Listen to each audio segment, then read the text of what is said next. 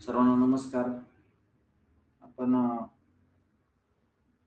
जे जे study material देतोय त्यामधलं बरेच जण त्याचं वाचन करतायत.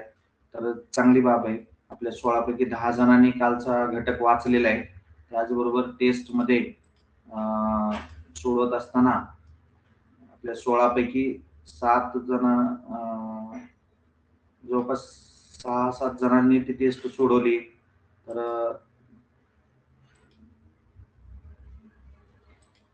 तर यामधून बऱ्याच जणांना त्या टेस्ट मधले जर काही वेगळे मुद्दे वाटत असतील तर कळवत चला, जेणेकरून आपल्याला त्यावरती दुरुस्ती करता येईल आणि पुढच्या बाबीमध्ये त्यांचा समावेश करता येईल.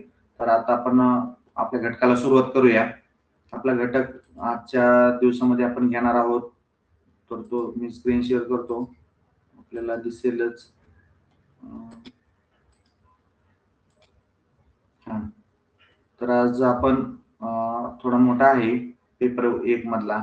त्यामध्ये विकासाची परिमाणे, त्यांची त्यांचे परस्पर संबंध आणि शारीरिक आणि मोटर, संज्ञात्मक, भावनिक, सामाजिक, नैतिक आणि बाल अवस्थेशी संबंधित भाषा आणि लवकर बालपण, उशिरा बालपण या सगळ्या बाबींचा या ठिकाणी आपण थोडक्यात आढावा घेणार आहेत किंवा माहिती समजून घेऊया. विकासाची परिमाणे समजून घेत असताना त्यांचे एकमेकांशी असणारे परस्पर संबंध आपण जाणून घेऊया. बालकांचा विकास ही एक सतत चालणारी एकात्मिक आणि बहुआयामी प्रक्रिया आहे. हे जे बोल्ड केलेले शब्द आहेत हे खूप महत्वाचे येतात. हे कायमस्वरूपी आपल्याला येणार आहेत जोपर्यंत बालकाचा मानसिक बालमानसशास्त्र आहे तोपर्यंत. बालक फक्त शारीरिक दृष्ट्या वाढत नाही, तर संज्ञात्मक, भावनिक, सामाजिक, नैतिक आणि भाषिक क्षमता देखील विकसित करतो. बालकाच्या प्रत्येक परिमाणावर लक्ष देणे शिक्षकांसाठी आवश्यक आहे, कारण अभ्यासक्रम आखणी, शिक्षण पद्धती आणि मुलांसोबत संवाद यासाठी महत्वपूर्ण ठरतो. जर आपण त्याच्या संज्ञात्मक, भावनिक, सामाजिक, नैतिक आणि भाषिक क्षमता याकडे लक्ष दिले, तर त्याचे परिमाण जर समजून घेतले, तर आपल्याला आपल्या काम करण्याची पद्धती सतत बदलण्याची गरज नाही आणि कोणत्या बाबींमधून आपल्याला त्यामध्ये जास्तीत जास्त ज्ञान देता येईल हे आपल्याला समजतं. आणि बालकांचा विकास मुख्यतः खालील परिमाणांमध्ये पाहिला जातो. यामधले 6 परिमाण आहेत. त्यातलं पहिलं परिमाण आहे फिजिकल आणि मोटर विकास. त्यानंतर आहे दुसरा संज्ञात्मक विकास, भावनिक विकास, सामाजिक विकास, नैतिक विकास आणि भाषिक विकास. यामध्ये पहिला मुद्दा आपण पाहूया. या एकमेकांचा संबंध देखील काय आहे हे देखील आपल्याला यामध्ये समजून घ्यायचंय. एकाचा विकास दुसऱ्याला प्रभावित करतो. त्यामध्ये शारीरिक विकास आणि मोटर विकास. यामध्ये पहिला मुद्दा आपण पाहूया. शारीरिक विकास म्हणजे बालकांच्या शरीरातील वाढ, हाडे, स्नायू, अंग आणि अवयवांचा आकार व कार्यक्षमतेतील सुधारणा या बाबी या ठिकाणी शारीरिक विकासामध्ये येतात. तर मोटर विकासमध्ये बालकांच्या हालचाली, क्षमता, त्यामध्ये चालणे, धावणे, पकडणे, लिहिणे इत्यादी कौशल्ये यामध्ये येतात. म्हणजे दोन्ही शारीरिक असल्यामुळं एकत्रित आले ते एकमेकांचा समन्वय या ठिकाणी असणं खूप गरजेचं आहे. आणि त्यानंतर यामधले उपमुद्दे आपण पाहूया. शारीरिक वाढ, त्यामध्ये हाईट आणि वेट दोन्ही बालकांचं वाढ होणं गरजेचं असतं. जन्मापासूनच शारीरिक वाढ सातत्याने होत असते. लवकर बालपणात वजन आणि उंचीचा वेग जास्त असतो. उशिरा बालपणात हाडे आणि स्नायूंची मजबूती वाढते. यामध्ये फरक हा जाणवतो. त्यानंतर आहे मोटर विकास मध्ये मोठा हालचाल कौशल्य म्हणजे चालणे, उडी मारणे, खेळणे या बाबींचा समावेश होतो. तर पेन पकडणे, चित्र काढणे, वस्तू हाताळणे या सूक्ष्म हालचालीमध्ये त्यांचा कौशल्यामध्ये समावेश होतो. यानंतर स्वास्थ्य आणि पोषण यामध्ये पोषणाची कमतरता शारीरिक आणि मानसिक विकासावर परिणाम करते. तर नियमित व्यायाम, खेळ यामुळे मोटर कौशल्य विकास सुधारते. म्हणजे त्याचं जे आपलं शारीरिक ही वाढवायचंय, कौशल्य वाढवायचे, त्यामध्ये ह्युमॅनिटी वाढवायची आपल्याला, तर या ठिकाणी आपल्याला पोषणाकडं आणि व्यायामाकडं दोन्हीकडे पण लक्ष देणं खूप गरजेचं आहे. त्यानंतर याचं उदाहरण म्हणजे 3 वर्षाचा मुलगा थोड्या वेळात चालायला लागतो, परंतु 5 वर्षाच्या मुलाला बॅलन्स साधून उडी मारता येते. म्हणजे या दोन्ही मधला फरक आहे, 3 वर्ष आणि 5 वर्ष. याचा संबंध काय होतो, तर संबंध एक एक इतर विकासाशी कसा येतो, तर शारीरिक स्वास्थ्य उत्तम असल्यास संज्ञात्मक आणि सामाजिक विकासावरही सकारात्मक परिणाम होतो. आता दुसरा मुद्दा आहे संज्ञात्मक विकास. यामध्ये संज्ञात्मक विकास म्हणजे बालकाची ज्ञान मिळवण्याची, विचार करण्याची, समस्या सोडवण्याची आणि शिकण्याची क्षमता म्हणजेच संज्ञात्मक विकास होय. तर संज्ञात्मक विकासचे उपमुद्दे काय काय येतात ते पाहूया आपण. यामध्ये आता स्मरणशक्ती, मेमरी आपण म्हणतो त्याला, लहान वयात प्रत्यक्ष अनुभवांवर आधारित स्मरणशक्ती वाढते. तर याचं उदाहरण आहे स्वतःच्या नावावर लक्ष ठेवणे, गोष्टी छोट्या गोष्टी आठवणे, ही स्मरणशक्ती आहे. त्यानंतरचा दुसरा मुद्दा आहे विचार आणि तर्कशक्ती, थिंकिंग अँड रिझनिंग. यामध्ये लवकर बालपणात बालक प्रत्यक्ष अनुभवांवर आधारित विचार करतो आणि उशिरा बालपणात परिणाम कारण आणि परिणाम, तुलना व निर्णय घेण्याची क्षमता विकसित होते. त्याबरोबर भाषिक संज्ञा कन्सेप्ट फॉर्मेशन मध्ये रंग, आकार, आकृती, संख्याशास्त्र इत्यादींच्या संकल्पना बालक समजून घेते.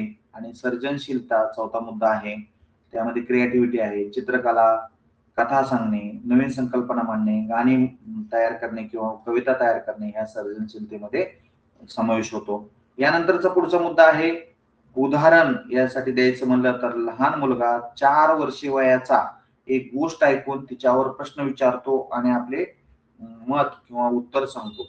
आता यांचा संबंध इतर कोणत्या विकासाशी येतो, तर याचा भाषिक, सामाजिक आणि नैतिक विकासाशी मदत करते, हे एक संबंध येतो. यानंतर आता भावनिक, इमोशनल विकास हा मुद्दा आपण पाहूया.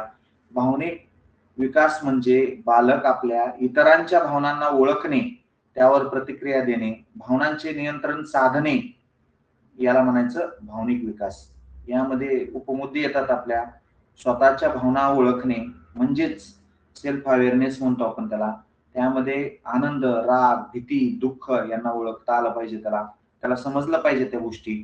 त्यानंतर भावनांवर नियंत्रण राखता आलं पाहिजे, तर इमोशनल रेग्युलेशन, त्यामध्ये रागावर नियंत्रण ठेवता आलं पाहिजे, त्याला शांतपणे संवाद साधता आला पाहिजे. जरी एखाद्या अघटित घटना समोर घडते तरी देखील तिथे स्थिर राहून, शांत राहून त्या घटनेमधून मार्ग काढण्याचा पर्याय त्याने उपलब्ध करून दिला पाहिजे, म्हणजेच भावनांवरती नियंत्रण असलं पाहिजे. सहानुभूती असली पाहिजे, त्याला इम्पॅथी म्हणतो आपण, इतरांच्या भावनांवर प्रतिक्रिया देणे. आता एक आमचा वाचक रसिक म्हणून ग्रुप आहे, त्या ग्रुपमध्ये प्रत्येक जण ज्याने लेख लिहिलाय त्या लेखवर प्रत्येक लेखला प्रतिक्रिया देतात आणि रात्री रोज ऍडमिन त्या लेखावर दिलेल्या प्रतिक्रियांच्या संकलन करतो आणि कुणी किती प्रतिक्रिया दिल्यात त्याचं एकत्रित रिपोर्ट सादर करतो. म्हणजेच थोडक्यात की इतरांच्या ज्या प्रतिक्रिया आहेत त्यांचं आपण त्यावरती आपण म्हणजे सहानुभूती आपली दाखवली गेली पाहिजे. तर इतरांच्या भावनांप्रती आपण प्रतिक्रिया दिल्या पाहिजेत, परंतु त्या पॉझिटिव्ह दिल्या पाहिजेत, नकारात्मक असायला नकोय. संतुलित वर्तन असलं पाहिजे, इमोशनल स्टॅबिलिटी म्हणतो. सकारात्मक भावना वाढवणे, नकारात्मक भावना कमी करणे. म्हणजे मगाच आपण सांगितलं की सहानुभूतीमध्ये आपल्याला सकारात्मक राहणं खूप गरजेचं आहे. त्याचं एक उदाहरण आपण पाहू. एखाद्या लहान मुलाने आपली चॉकलेट दुसऱ्या मुलाला दिली कारण त्याला दुसऱ्याचा राग न येऊ, म्हणजे त्याने राग येऊ नये म्हणून दिली. आता ह्यातलं काय झालं, तर यांचा संबंध कसा आला कोणत्या कोणत्या विकासाशी, तर भावनात्मक संतुलन असल्यास सामाजिक आणि नैतिक विकास त्याचा सहज होतो. आता सामाजिक विकास आपल्याला पाहायचंय. सामाजिक विकास म्हणजे बालक समाजाशी कसा जुळवून घेतो आणि नियमांचे पालन कसा करतो, इतरांसोबत कसा वागतो, यावरून सामाजिक विकास ठरतो. याचे उपमुद्दे आपल्याला सांगता येतील. सामाजिक कौशल्यामध्ये सोशियल स्किल्स मध्ये मित्र बनवणे, गटात काम करणे, सहकार्य करणे. काही मुलांना इतरांबरोबर काम करायला अजिबात आवडत नाही, जे असेल ते माझं वैयक्तिक सेपरेट मला द्या, नसेल तर देऊ नका, अशा स्टेपला येतात. मग त्यांचे मित्र नसतात, एकलकोंडे बनतात आणि त्यातून मग त्याचं सामाजिक कौशल्य वाढत नाही. यामध्ये सामाजिक नियम समजणे, सामाजिक जे नियम असतात समाजामध्ये, जे ठरवून दिलेले समाजाने नियम आहेत, ते शाळेत नियमांचे पालन करणे, लहान वयात अनुशासन करणे किंवा शिकणे, या अंडरस्टँडिंग सोशल रूल्स मधून आपल्याला त्याला समजून देणं खूप गरजेचं आहे. सामाजिक भूमिका काय असते, रोल अंडरस्टँडिंग मध्ये घरात, शाळेत, मित्रांमध्ये वेगवेगळ्या भूमिकांचं ज्ञान त्याला असायला पाहिजे. तर थोडक्यात त्याला त्या उपक्रमाची संधी आपण उपलब्ध करून देणे आपलं काम आहे. जर आपण त्या संधी त्याला उपलब्ध करून दिल्या तर तो नक्कीच त्यामध्ये बदल झाल्याचा आणि प्रगत झाल्याचा किंवा विकास झाल्याचा आपल्याला दिसून येतं. यानंतरचा संवाद कौशल्य, कम्युनिकेशन स्किल्स.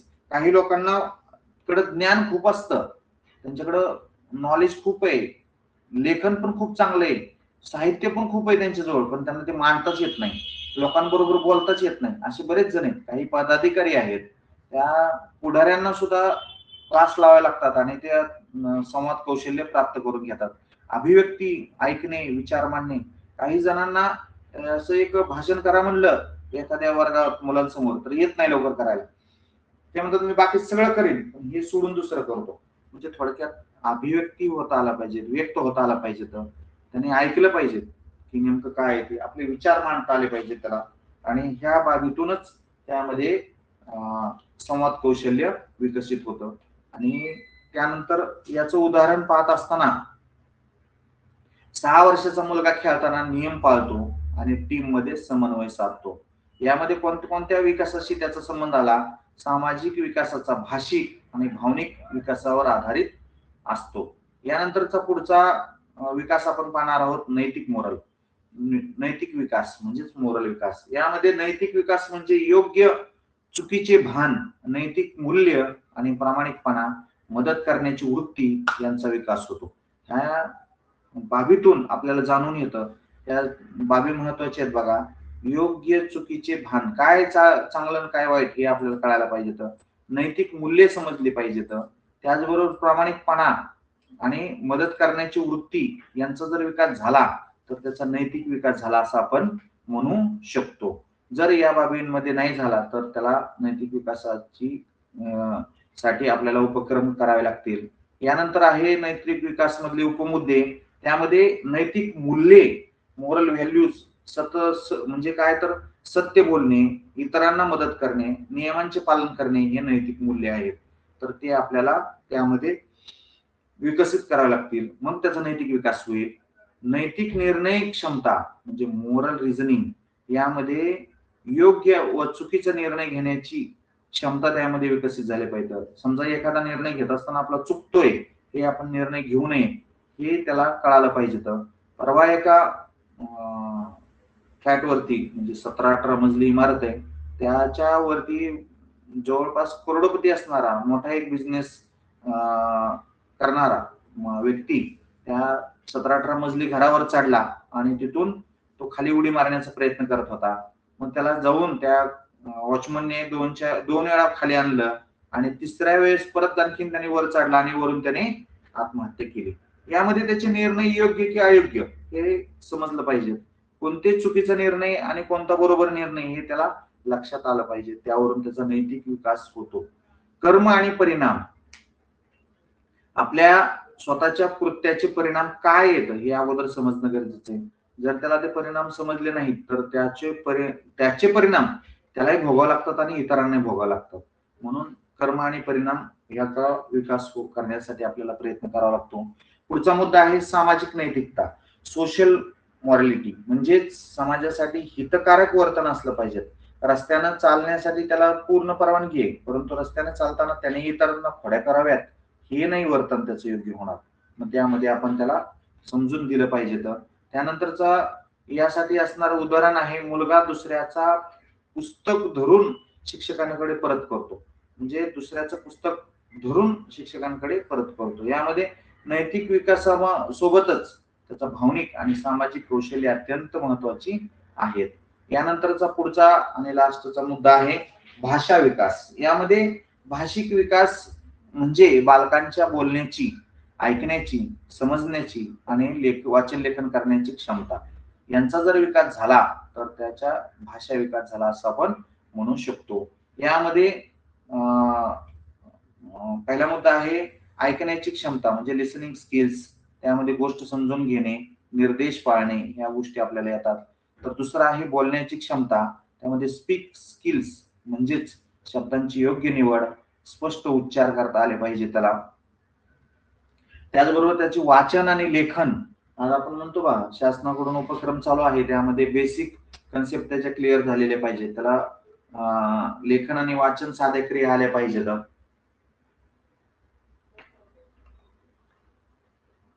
लहानपणात म्हणजे लवकर बालपणामध्ये अक्षरे ओळखणे त्याला समजतं लहान वयात, आणि मग तो अक्षरे ओळखता जर लहान वयात आली नाहीत त्याला, तर मोठे झाल्यावर त्याला ते फार फार कठीण जातं आणि तो वाचू शकत नाही. आणि मोठ्या वयात त्याला तो जरा थोडासा वाचनाच्या याच्यामध्ये सुधारला की त्याला लेखन देखील प्राप्त होणं खूप गरजेचं असतं. आणि सांकेतिक भाषा म्हणजे सिम्बॉलिक लँग्वेज मध्ये चित्र, चिन्ह, गाणी, कविता यांचा वापर करण्याचा विकास त्याचा झाला पाहिजे. तो आपल्याला मला वाटतं पहिली दुसरी पासून आहे, काही शब्द आणि एक चित्र घातलेलं असतं. मधुकर आंबा खातो, इथं मधुकर आणि खातो हे दोन नाव येतं आणि आंब्याचं चित्र त्या ठिकाणी दिलं जातं, आणि यावरून त्याची भाषा विकास केल्याचं होत असल्याचं आपल्याला जाणवतं. त्याने जर आंबा शब्द क्लिअर वाचला तर त्याचा सांकेतिक भाषेवरचं म्हणजे सांकेतिक भाषा त्याला समजली हे आपल्या लक्षात येतं. आणखीन कठीण सांकेतिक भाषा आहेत, त्यातपर्यंत आपण जायची आताच म्हणजे गडबड करणं योग्य होणार नाही. यानंतर उदाहरण याचं पाहत असताना 4 वर्षाचा मुलगा स्वतःच्या गोष्टीशी गोष्ट सांगतो, छोटीशी गोष्ट सांगतो, म्हणजे स्वतःची सांगतो. तो काय काय घडलं त्याचं इतिवृत्त सांगण्याचा प्रयत्न करतो. आणि दुसरं उदाहरण आहे, 7 वर्षाचा मुलगा वाचन करताना शब्दांचे अर्थ समजतो. यामध्ये काय झालं तर भाषाचा विकास होत असताना संज्ञात्मक, सामाजिक आणि भावनिक विकासाशी घनिष्ठपणे जोडलेला आहे हे आपल्याला दिसून येतं.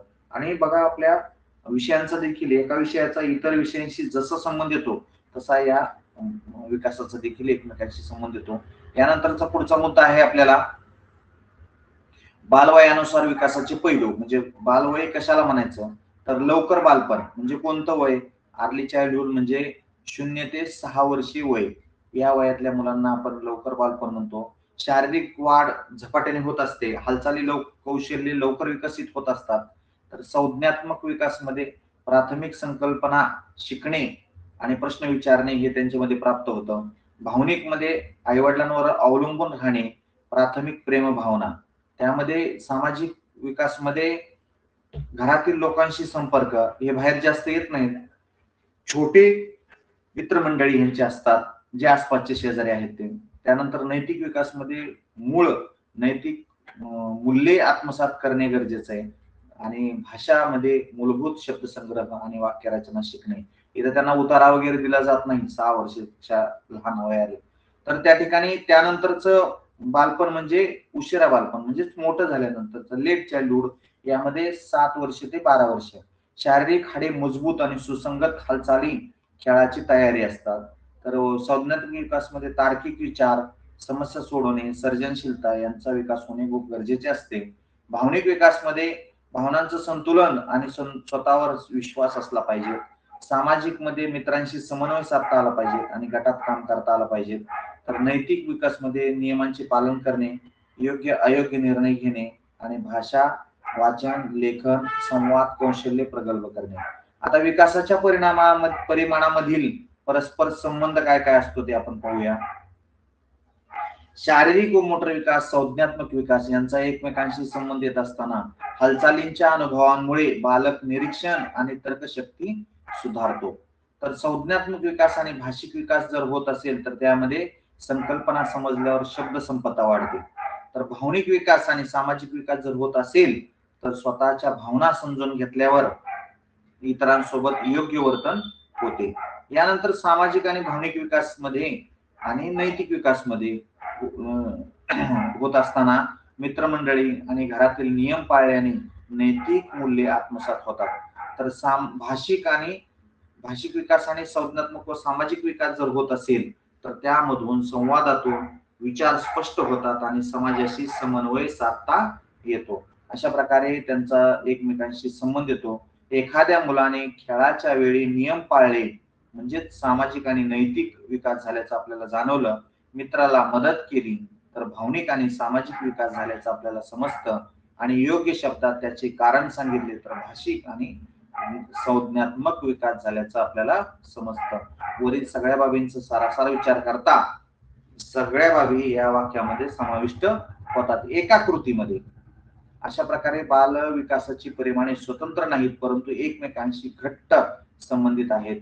शिक्षकांनी लवकर बालपणात शारीरिक हालचाली, प्राथमिक भाषा व सामाजिक कौशल्यावर भर द्यायला पाहिजे. त्याला भाषा विकास करण्यासाठी प्रयत्न केला पाहिजे. तर उशिरा बालपणामध्ये तार्किक विचार, नैतिक मूल्ये, संवाद कौशल्य विकसित केलं पाहिजे. तर सर्व परिमाणांचा समन्वय साधून अभ्यासक्रम आखणी करायला पाहिजे. आणि यामुळे काय होतं, आपल्या वर्गाची जी काही त्यांना बनवायचंय, आपल्याला काय शिकवायचंय, त्यांना कोणत्या टप्प्याने गेलं पाहिजेत, आपण कोणते उपक्रम त्यांच्यासाठी घेतले पाहिजेत, ह्याचं सगळं नियोजन हे आपण केलं तर नक्कीच आपल्याला त्याचा फायदा होतो. म्हणजे इतरांचं घेतलेलं कॉपी पेस्ट करून आपण कधीच त्यामध्ये सुधारणा करू शकत नाही, कारण ते त्यांनी बनवलेलं त्यांच्या वर्गाच्या दृष्टिकोनातून असतं. ह्यासाठीच आणखीन एक उदाहरण म्हणजे प्रश्नपत्रिका घेतो आपण, ते नेतो झेरॉक्स मधून एखादं घेतो आणि ते झेरॉक्स नेऊन मुलांना देतो, परंतु त्या मुलांची किती अभ्यासक्रम संपलाय आपला, नंतर त्या प्रश्नपत्रिका काढणाऱ्यांनी प्रश्नपत्रिकांचं स्वरूप कसं काढलेलं आहे, लहानाकडून मोठ्याकडे आहेत का, सामान्यकडून असामान्यकडे गेलेले आहेत का, प्रश्नपत्रिकांमध्ये साध्याकडून कठीणाकडे प्रश्नांचे क्रम गेलेला आहे का, सुरुवातीला मोठे दीर्घोत्तरी प्रश्न आणि खाली लघुत्तरी प्रश्न, त्याच्या खाली घोडा लावा, त्याच्या खाली घालेल जागा आणि सगळ्यात शेवट असतं एखाद दुसरं काहीतरी. तर ह्या प्रश्नाच्या प्रकाराला प्रश्नपत्रिका असं आपण म्हणत नाही. प्रश्नपत्रिका नेहमी चढत्या क्रमाने असावी. अगोदर सोपे प्रश्न असावेत, त्यानंतर थोडे मध्यम असावेत आणि शेवटी कठीण असावेत. अशा स्वरूपात जर आपण प्रश्नपत्रिका काढली तर मुलांमध्ये नक्कीच त्यामधून आपल्याला विकास करण्यासाठी टप्प्याटप्प्याने घेऊन जाता येतं. या बालपणात जे काही त्यांच्या समोर आपण मांडू ते स्वयं अध्ययनाने प्राप्त करून घेतात आणि त्यांचा आपल्या जीवनामध्ये यशस्वी होण्यासाठी उपयोग करून घेतात. यानंतरचा पहिला प्रश्न आहे, शारीरिक विकासामध्ये खालीलपैकी कोणते घटक येतात? यामध्ये हाडे आणि स्नायूंचा समावेश आहे, म्हणजेच यातून त्यांचे शारीरिक विकास हे घटक येतात. मोटर कौशल्यामध्ये कोणते येते? तर यामध्ये चालणे आणि उडी मारणे हा घटक येतो. संज्ञात्मक विकासासाठी सर्वात महत्वाचं काय असतं? तर या ठिकाणी विचारशक्ती आणि समस्या सोडवणे हा मुद्दा सगळ्यात जास्त महत्वाचा असतो.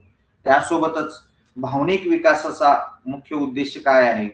तर स्वतःच्या आणि इतरांच्या भावनांचं नियंत्रण राखणे किंवा नियंत्रण करणे हा सगळ्यात महत्वाचा मुद्दा आहे. त्यानंतरचा 5वा प्रश्न आहे, सामाजिक विकासात कोणत्या गोष्टी महत्वाच्या आहेत? तर घरच्या नियमांचे पालन आणि मित्रांशी सहकार्य या सामाजिक गोष्टी महत्वाच्या आहेत. यानंतरचे एक वेगळ्या स्वरूपातले आपण प्रश्न पाहूया, हे साधारण तुम्ही वाचू शकालच. यानंतर म्हणजे थोडेसे यातलेच कठीण प्रश्न आपण पाहूया. एका 5 वर्षाच्या मुलाला खेळाच्या वेळी अचानक राग येतो पण तो शांत होतो आणि मित्राला मदत करतो. या उदाहरणात कोणत्या विकासाचे परिमाण स्पष्ट होते? तर पहिल्यांदा त्याची भावना आणि नंतर सामाजिक. तिथे त्याची भावना होती, राग येतो आणि शांत होतो. या शब्दाने काय ठरले तर त्याची भावना ठरली आणि ते मित्राला मदत करतो हे त्याचा सामाजिक विकास ठरला. म्हणून तिसरा पर्याय आपला या ठिकाणी येतो, भावनिक आणि सामाजिक विकास. दुसरा एक प्रश्न घेऊया आपण. शिक्षकाने लहान मुलाला रंग ओळखायला सांगितले, त्यानंतर मुलाने रंगाचे नाव सांगितले आणि त्यावर प्रश्न विचारला. ह्या प्रक्रियेत कोणत्या विकासाची सर्वात महत्वाची भूमिका आहे? तर यामध्ये शारीरिक विकास तर येतच नाही, कारण त्याने रंग ओळखायला सांगितलंय. नंतर नैतिक विकास येत नाही, कारण त्याचा आणि आपल्या नैतिकतेचा कुठं संबंध नाही. मोटर कौशल्य म्हणजे त्याचे ह्याचा येतच नाही. आणि राहतो तो दुसरा मुद्दा, संज्ञात्मक कौशल्य. आणि या संज्ञानात्मक कौशल्याचा पर्याय आपण निवडू शकतो. त्यानंतरचे एक वेगळे स्वरूपातले प्रश्न आपण पाहू थोडेसे. AR स्वरूपातले, त्यातला दुसरा घेऊया. तर यामध्ये संज्ञात्मक विकासाच्या माध्यमातून मुलं नवीन संकल्पना शिकतात. मुलं नवीन संकल्पना शिकतात. एक्स्ट्रा झालं करतो ते. मुलं नवीन संकल्पना शिकतात. तर संज्ञात्मक विकासाने बालकाच्या शारीरिक हालचालींमध्ये सुधारणा होते. आता संज्ञात्मक विकासाने काय होतं, माध्यमातून मुलं नवीन संकल्पना शिकतात, पण संज्ञात्मक विकासाने बालकाच्या शारीरिक हालचालीमध्ये सुधारणा व्हायचा काही संबंध येत नाही. म्हणजे पहिलं वाक्य बरोबर आहे, ठीक आहे, पण दुसरं वाक्य मात्र चुकीचं आहे. पहिलं वाक्य बरोबर असणारे हे दोन तर पर्याय गेले, पहिला आणि दुसरा तर संपला आपला. आता राहिला पहिलं बरोबर असणारा म्हणल्याला एकच पर्याय म्हणजे सी, म्हणजे सी आपलं उत्तर हे बरोबर आहे. अशा स्वरूपातले प्रश्न आहेत. त्यानंतर दुसरा प्रश्न आहे भावनिक विकास आणि भावनिक विकास सामाजिक आणि नैतिक विकासाशी संबंधित आहे. यामध्ये त्याचं कारण आहे, बालक जेव्हा स्वतःच्या भावनांचे नियंत्रण करतो तेव्हा त्याला इतरांच्या भावनांवरही सहानुभूती येते. यामध्ये समजून घ्यायचं आपल्याला की कोणतं दोन्ही कसे आहेत. तर हे दोन्ही पण बरोबर आहेत आणि जे कारण दिलंय रिझन ते आर हे ए च स्पष्टीकरण करतो. म्हणजेच यातला पहिला पर्याय आपल्याला या ठिकाणी येतो, म्हणून पहिल्या पर्यायाला आपण निवडू शकतो. अशा पद्धतीने या कारण विधानाचे आहेत. यानंतर आज वेगळ्या प्रश्नांची आपल्याला एक दिलेले आहेत. आता आजपासून त्या तसे स्वरूपातले प्रश्न नक्कीच असणार आहेत. गाळलेल्या जागा आपण पाहिल्या होत्या अगोदर. यामध्ये दुसरे वेगळे प्रश्न म्हणजे नकारात्मक प्रश्न आपल्या यामध्ये किमान 4 ते 5 प्रश्न येतात. खालीलपैकी कोणते शारीरिक विकासाचे उदाहरण नाही, हा शब्द महत्वाचा आहे सगळ्यात बघा. नाही हे जर आपण नाही लक्ष देऊन बघितलं तर आपण खाली चुकतो आणि आपला येत असलेलं उत्तर आपलं मार्क जातात. तर इथं प्रश्न असा आहे की खालीलपैकी कोणते शारीरिक विकासाचे उदाहरण नाही. तर आपण बघू, चालणे आणि शिकणे हे तर आहे. स्नायूंची वाढ ही पण शारीरिक विकासाचं उदाहरण आहे. आणि चालू विचारांचा अभ्यास करणे हे येऊ शकत नाही. आणि बॅलन्स राखणे म्हणजे पायावर बॅलन्स राखणे हा देखील शारीरिक विकासाचा पर्याय येतो. म्हणजे राहिला फक्त तिसरा आणि या तिसऱ्याचा पर्याय आपण या ठिकाणी निवडू शकतो. अशा पद्धतीने थोडस निगेटिव्ह प्रश्नांचे देखील आपल्याला सरावासाठी आजपासून उपलब्ध केले तर त्याचा आपण नक्कीच सराव करावा असं मला वाटतं. आणि अशा या निगेटिव्ह एकोत्तरी गाळलेल्या जागा, जोड्या लावा, असे जे वेगवेगळ्या प्रकारचे प्रश्न आहेत ते आपल्यासाठी या पीडीएफ मध्ये उपलब्ध करून दिले. तर जर सर्व टप्प्या एकत्र मिसळले तर आपल्याला लवकर लक्षात येणार नाही, म्हणून सगळे मुद्दे वाईज प्रश्न ठेवलेत. आणि जी प्रश्नपत्रिका येणार आहे त्यामध्ये असा उल्लेख कुठंच नसतो की हे प्रश्न निगेटिव्ह स्वरूपातले आहेत. हा प्रश्न समजा AR स्वरूपातला आहे, हा प्रश्न समजा गाळलेल्या जागा स्वरूपातला आहे, असं येत नाही. फक्त त्याला प्रश्न म्हणून येतो आणि आपण ज्यावेळेस ते प्रश्न वाचतो त्यावेळेस आपल्याला नक्की आठवतं की हा कोणत्या प्रकारातला आहे आणि तो कुठे असेल, कोणत्या पाठात असेल हे आपल्याला नक्की आठवतं. अशासाठी आपण जर सगळ्याच वेगवेगळ्या प्रश्नांच्या नजरेखालून घेतले तर आपल्या पाठांतर व्हायला वेळ लागत नाही. आणि जर जमलं तर आणखीन एक आपण वेळ करावा. चालू अभ्यास चालू दिवसाचा पूर्ण झाल्यानंतर जर आपल्याकडे थोडाफार वेळ भेटला तर मागच्या घटकाची म्हणजे कसं करावं, पहिल्या दिवशी पहिला दिवस वाचला आपण, दुसऱ्या दिवशी त्यातले काही मुद्दे जर आपल्याला काढून ठेवले असतील तुम्ही वहीमध्ये तर पहिला आणि दुसरा असं करावं. आता 2 दिवस झाले, आज 4था दिवस आहे आपला. पहिला, दुसरा आणि तिसरा घटक मिळून वाचावं. आता तुम्हाला ते प्रश्न वाचण्याची जास्त वेळ पण लागत नाही. त्या प्रश्नाकडे नजर टाकली की लगेच कळते आपल्याला ह्याचं उत्तर काय असणार आहे. आणि आज 4था दिवस आहे तर मागच्या दिवसाचे मुद्दे प्लस ह्या दिवसाचा सराव असं जर करत गेलात तर तुमचं रिव्हिजन पण होईल आणि आपल्या प्रश्नांची लवकरात लवकर सोडवण्याची गती आपली वाढेल. आणि आणखीन की सर्वजण वाचत चला. बरेच जण त्याकडे बघत पण नाहीत. पण असं नका करू, कारण आपण जेवढं वेळ घालवाल तेवढं तुमच्यावरती जे अभ्यासक्रमाचा लोड येऊ नये ही अपेक्षा आहे. त्यासाठी फक्त रोजचे रोज करत चला. आपल्यातले एक 8 ते 10 जण आहेत, रोज डेली त्यांनी करता येतं. आपण 16 जण आहोत. तर 16 जणांपैकी आपल्याला हेतू हाच आहे की प्रत्येकाकडे वैयक्तिक लक्ष देता यावं. मला जरी याच्यामध्ये नाही आपल्याशी संपर्क करता आला तरी आपण व्हॉट्सअपद्वारे आपल्या अडचणी सांगू शकता किंवा कळवू शकता. कळवल्यावरती आपण त्यावरती नक्कीच मार्ग काढायचा प्रयत्न करू. अडचणी आहेत, परंतु 100% आपली उपस्थिती असणं खूप गरजेचं आहे. आज 9 जण येतं. आपल्या 16 पैकी 9 जणांचीच उपस्थिती, तर 100% आले. 10 जण झाले. चला, 10 जणांची उपस्थिती आहे, तर 100% उपस्थिती राहावी. कारण इथं असली तरी आपल्या स्टडी मटेरियलला 100%, पेपरला म्हणजे टेस्टला 100% राहावं. कारण आपण प्रयत्नच नाही केले तर आपण यशापर्यंत जाऊ शकणार नाही. आणि आपण तसे नाहीत असं माझी गॅरंटी आहे. कारण ज्या हेतूने आपण सुरुवात केलेली, अजून टार्गेट आपलं खूप लांब आहे. साधारण मार्च, एप्रिल, मे आणि जूनच्या शेवटच्या आठवड्यात किंवा जुलैच्या मध्ये आपली टेस्ट होईल, म्हणजे टीटीची. तोपर्यंत जूनच्या शेवटच्या आठवड्यात होण्याची शक्यता आहे. म्हणजे 4 महिने आपल्या हातात प्युअर येतात. 4 महिन्यात खूप काही मोठं यश आपण मिळवू शकतो. त्यामुळं जर फक्त त्याला मात्र सराव मात्र असणं गरजेचं आहे. पण कराल अशा अपेक्षा व्यक्त करूया. आणि या सरावाचे प्रश्न आपण या ठिकाणी स्टडी मटेरियल मध्ये ठेवले तर तिथून आपण ते वाचून सोडवू येतं, अशी या ठिकाणी आपणाला विनंती. आपणाला जर कोणाला बोलायचं असेल तर आपण माईक ऑन करून बोलू शकता. त्यावर आधारित आपण काही अडचणी असल्या तर सोडवूया. कोण बोलणार असेल तर बोला, नसेल तर मग आपण थांबू. रोजचा रोज करत चला. टेस्ट दिलेली अपलोड केलेली असते रात्री, त्याला कमांड तशी देतो मी, म्हणजे ती त्यावेळेस ओपन होते. आणि आपण ते जेव्हा वेळ भेटेल तेव्हा सोडायची. फक्त एक आहे, एकदा टेस्ट सुरू केली ना तर ती पूर्ण केल्याशिवाय थांबू नका. मग ती किती वेळ आहे, एक 10 मिनिट तरी, 10-15 मिनिट आपल्याला वेळ आहे. सगळ्यात सोपा पर्याय म्हणजे दुपारी जेवण झाल्यानंतर एक 15 मिनिट आपल्याकडे आहेत, 20 मिनिट. तेवढ्या वेळात टेस्ट सोडून होते आपली, म्हणजे ते 15 मिनिट पण वाया जात नाहीत आपले.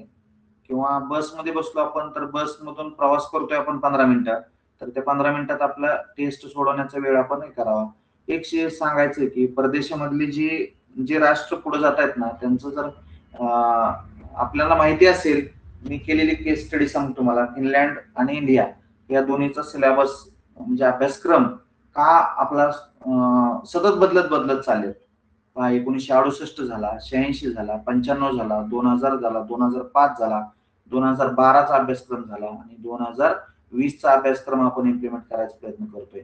आपण अगोदर मिलिटरी म्हणजे 10वीला इंग्लिश होतं, 10वीवरून 7वी 8वीला आणलं, 8वीवरनं परत 5वीला आणलं, 5वीवरनं पहिलीला आणलं, आता पहिलीवरनं अंगणवाडीकडे घेऊन चाललो खाली. पण त्या इंग्लिशमध्ये प्रगती होण्याऐवजी आपण मस्त म्हणतो त्यांच्यामध्ये मुलांमध्ये नवीन हे प्राप्त झालंय, परंतु त्या तेवढी खरी आहे का? पहिले ज्यावेळेसची गुणवत्ता होती तेवढी आता गुणवत्ता आहे का? असं जर सारासार विचार केला, त्याच्यामधून फलित किती मिळतंय याचा जर सारासार विचार केला ना, तर पहिले अभ्यास चांगला होता असं प्रत्येक जण म्हणतो. आपणही म्हणतो, आपले पूर्वजही म्हणत होते आणि आपले नंतरच्या पिढ्या देखील तसंच म्हणतात. कारण का? त्यांची पावकी नेमकी चांगली होती, त्यांचं वाचन चांगलं होतं. त्यावेळेस शिकलेले पहिलीचे सगळे अजून देखील आपल्या बरोबर वाचतात. म्हणजे हे असं का झालं, तर एका राष्ट्राची स्टोरी आपल्या समोर मांडतो. ती लेखन स्वरूपात तर आहेच म्हणा. जिल्हा परिषदेच्या शाळा नावाचा म्हणजे एक लेख चालवले, त्यामध्ये 20-22 लेख झाले त्याचा पूर्वार्ध झालाय, उत्तरार्ध मला लिहायचा आहे. मग आपण ज्या स्टेपला आलो तिथून पुढचा उत्तरार्ध आहे आपला. तर फिनलँड नावाचं राष्ट्र होतं, त्या राष्ट्रामध्ये असंच झालं होतं की ते राष्ट्र डबघायला आलं होतं आणि साधारण 60च्या 62च्या शतकापर्यंत ते इतकं डबघायला आलं होतं की त्या राष्ट्रातल्या कोणीच म्हणजे त्यांच्या राष्ट्रातलं कोणीच नोकरीला लागू शकत नव्हतं. आणि परदेशात तर त्यांना कुठंच संधी उपलब्ध होत नव्हती, कारण त्यांचं सगळं आपल्या जसं आता चाललंय वातावरण, तशा प्रकारचं वातावरण त्यांच्याकडे शैक्षणिक झालं होतं. नोकऱ्या नाही, बेकार अवस्था आणि डेव्हलपमेंट नाही आणि शिक्षण जर ढासळलं तर सगळीच यंत्रणा ढासळती, हे मात्र निश्चित आहे. आणि तेच त्या राष्ट्रात होत असताना त्यातल्या काही सामाजिक संघटना असतील, शिक्षण क्षेत्रातले तज्ज्ञ असतील, यांनी सगळ्यांनी शासनाबरोबर चर्चा विनिमय करून त्या शासनाला हे पटवून दिलं की शिक्षण आणि आरोग्य हे दोन विभाग फक्त गव्हर्नमेंटकडे घ्या आणि बाकीचे सगळे डिपार्टमेंट काढून टाका आणि मग तुम्ही खाजगीकरण त्यांचं करून टाका. सगळे डिपार्टमेंट त्यांनी खाजगीकरण करून घेतले आणि फिनलँड मधले फक्त शिक्षण आणि आरोग्य हे गव्हर्नमेंटकडे आणि सगळे निर्णय हे गव्हर्नमेंट असं घेते की विद्यार्थ्याच्या दृष्टिकोनातून असतात, म्हणजे विद्यार्थ्याच्या प्रगतीसाठी असतात. आज त्या राष्ट्राचे म्हणजे साधारण त्याला 20-25 वर्ष गेले काम करायला, त्या झटायला 30 वर्ष गेले, परंतु आज जगातलं नंबर 1चं राष्ट्र आहे ज्यामध्ये घेतले जाणार तिथून बाहेर पडणारे विद्यार्थी हे जगात कुठेही कोणत्याही परीक्षेला गेलात तरी पण महाग हटत नाहीत. त्यांच्या विद्यार्थ्यांची गुणवत्तेची क्वालिटी देखील एकदम कितीतरी पटीने चांगल्या स्वरूपात आहे. आपले नाही असं नाही, आपल्यातले मोजके विद्यार्थी आहेत. आपल्याला सगळ्यांना घेऊन पुढे जायचंय.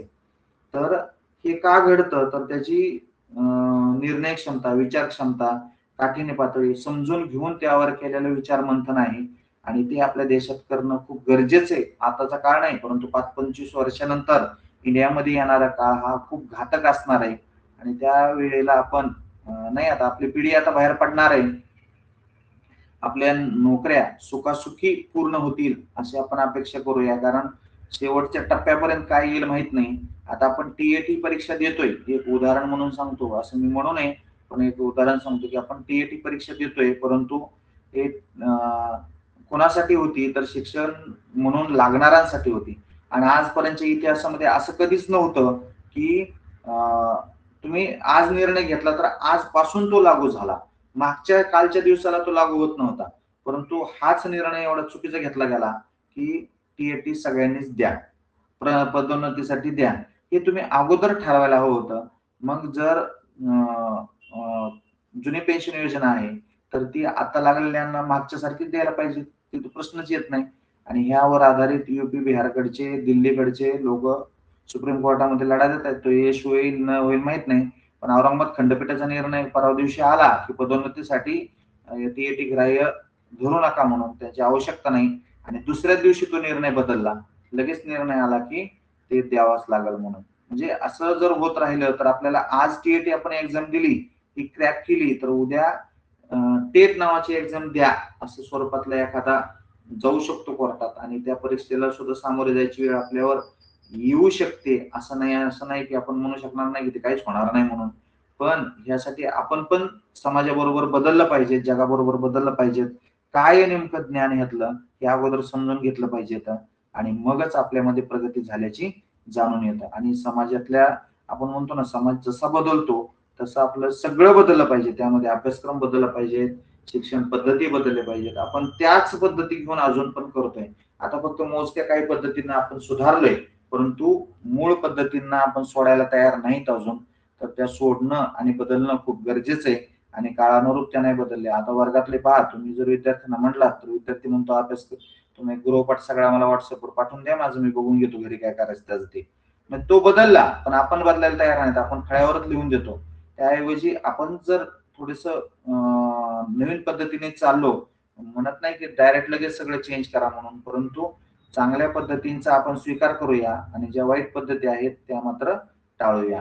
यासाठी आपण ज्या आपल्या बालकांना ज्ञान देत असाल त्यांना सुद्धा या वाईट प्रवृत्ती, वाईट पद्धती कोणत्या आहेत, नवीन आलेल्या बदलांमध्ये वाईट काय काय आहे हे त्यांना पटवून सांगितलं पाहिजे असं मला वाटतं. शेवटी निर्णय आपला आहे, पालकांचा आहे. आता माझेच यातले काही पालक म्हणतात की व्हॉट्सअपवर टाकत जावा, काही जण म्हणतात टाकून नका.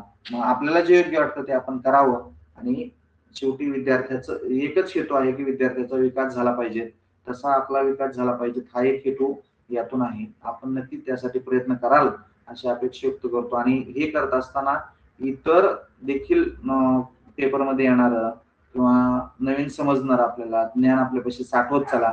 जे नोट्स आहेत त्या नोट्स लिहून घेत चला, कुठंतरी मेन मुद्दे लिहून घ्या, म्हणजे आपल्याला ते कुठंतरी तुम्हाला उपयोगी पडतील आणि सहज नजर टाकून मी जसं मागे सांगितलं की कालचा मुद्दा प्लस आजचा टॉपिक डिटेल मधलं असं जर वाचत गेला तर मागच्यांचं रिव्हिजन होईल आणि पुढं पुढं शेवटच्या टप्प्यात ज्यावेळेस जाल त्यावेळेस पहिलं शेवटचं वाचायला वेळ लागणार नाही आणि कमी वेळेत सगळा सिलेबस आपला रोज कव्हर होऊन जाईल.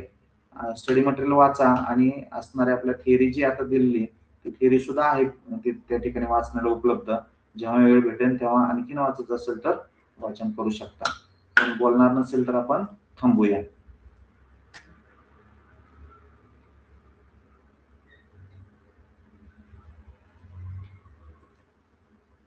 बोलणार आहेत का कोणी?